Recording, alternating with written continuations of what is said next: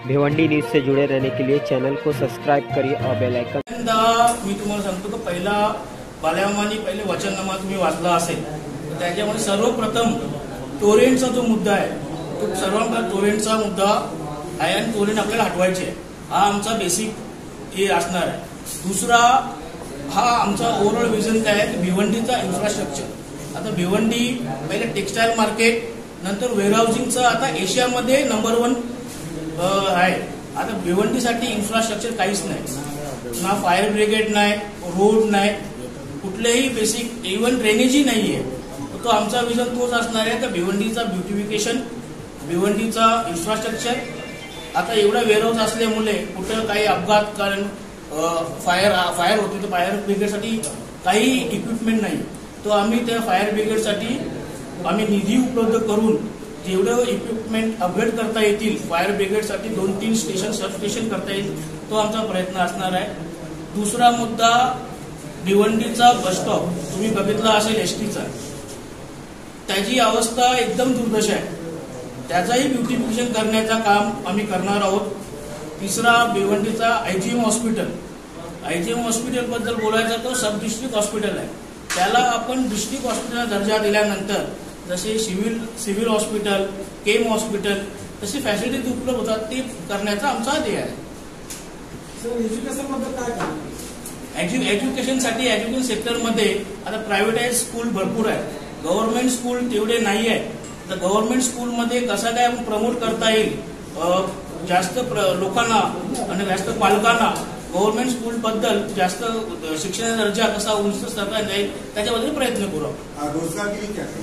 रोजगार के लिए आप देखो कि जैसा अभी मेन बिजनेस वेयरहाउसिंग और टेक्सटाइल है, बेसिक इंफ्रा अगर आएगा तो ऐसा हम लोग भी ऐसा डेवलपर ही है। अभी फिलहाल हम लोग के जो भी वेयरहाउसिंग में लगभग 90 से 1 लाख लोग रोजगार उपलब्ध कर चुके हैं, और ये रिकॉर्ड में अगर MIDC का कोई भी स्कीम लाते हैं हम लोग अंडर MIDC में, तो हम लोग को गवर्नमेंट के अंदर लिख के देना पड़ता है कि 1 एकड़ में हम लोग कितना रोजगार ला सकते हैं। तो रोजगार के लिए ही हम लोग कोशिश करेंगे वेयरहाउसिंग सेक्टर में और टेक्सटाइल मार्केट में।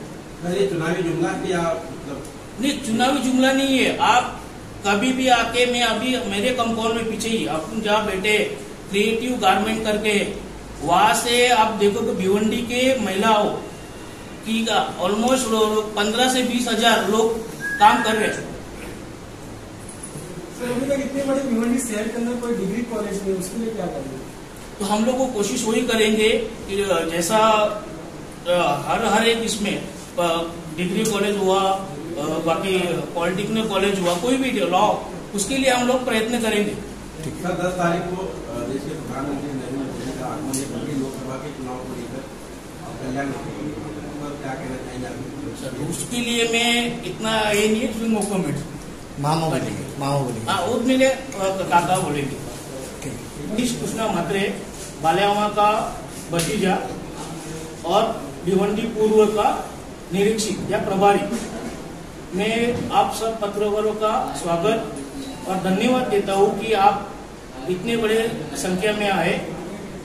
और पत्रकार परिषद का मूल कारण है कि 2 तारीख को जो नॉमिनेशन नामांकित भरने वाले हैं महाविकास आघाड़ी के माननीय श्री सुरेश बाल्यामा म्हात्रे और महाविकास आघाड़ी के सभी कार्यकर्ताओं को मेरी वजह से गुजारिश है कि बड़ी संख्या में आप लोग उपलब्ध रहो।